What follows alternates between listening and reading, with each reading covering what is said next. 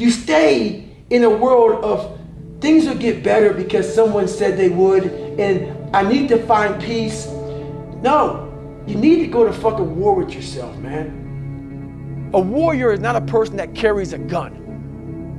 The biggest war you ever go through is right between your own ears. It's in your mind. We're all going through a war in our mind. To grow that thing, how do you grow it?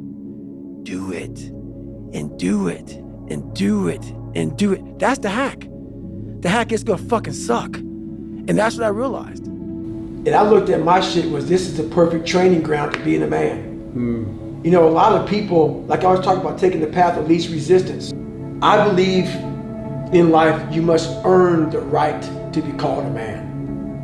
And a lot of people do not think the way I do, and that's fine. I'm not asking you to be David Goggins. Trust me, it's a hard fucking road to hoe. It's not fun. Like it. It's not fun all the time. But the thing about it is, you have to look, I looked at my hardships as challenges. Once I got over the pity party, because I went through that phase. Of course. I'm a normal human being. But I realized that got me exactly where I was at, even worse. As I looked at those challenges the way most people do, woe is me. Why the fuck can't I get a break? Why, I wished I was better. I wish my parents were better. I wish I had a better education. I wish this, I wish that. They have all these wish sandwiches. I started realizing, how can I fucking figure out how this shit can fucking work for me? So the one thing we don't do is when we're in that dark place is a great learning environment. If you can sit back in a dark place and find quiet to just think, there's so much power in your failures, in your fucking, in your suffering. And what do you really want out of life? Your friend and a lot of people out here just don't fucking want it. So guess what? Have fun with your life. Go from 3 to 350 to 400 to 450 to 500 because you don't want it. And that's the harsh reality.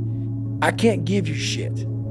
You can't give them shit. We can give you ideas. But at the end of the day, when I was losing the weight, I had to miserably wake up every morning in the cold, because it was Indiana, November when it started.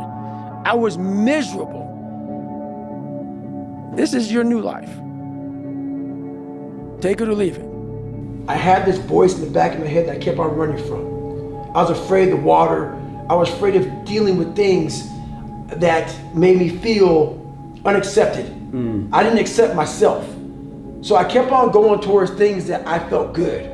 Let me go this way, but something kept on saying, motherfucker, you have it, man. You got it, man, but you're gonna have to fail a lot, but you have it. And like I said, that voice kept on haunting me, but that voice kept on saying, if you face it, you realize it's not that bad. The brain protects you, but protects you so much, it doesn't allow growth. So the brain is an amazing thing, but the brain controls you. You must control it. You must take power over your own mind, or your mind will guide you into all the soft spots, soft places that your brain wants to live in. That voice has been in my head, and whatever it is, it's been there. And I didn't want to listen to it because listening to it was painful.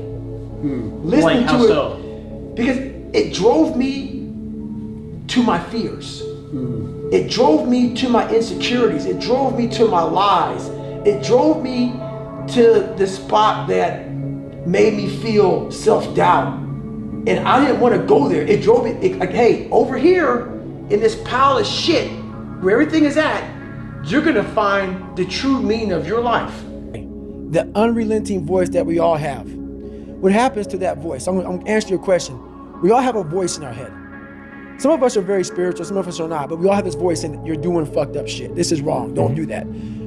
The more you don't listen to that voice, the further that voice gets away from here. Some people call it the Holy Spirit, some people call it God, some monks, whatever you call it. It's there.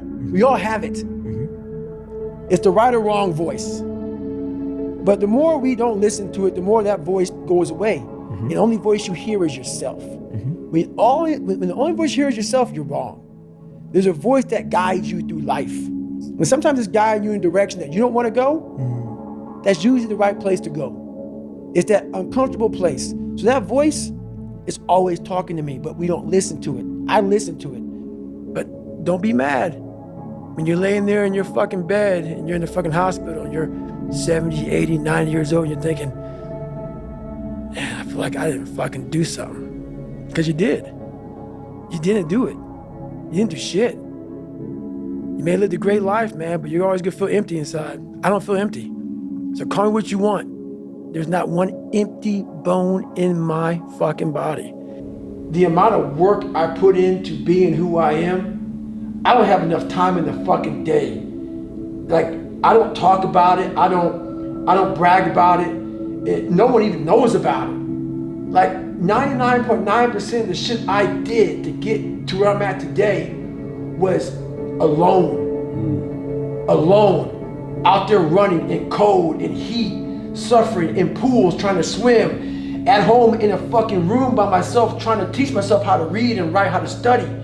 You know, no one saw that shit. There was no video camera, there was no podcast, there was no Who's David Goggins. You had nobody anyway, motherfucker. Look around you. There was no fucking team.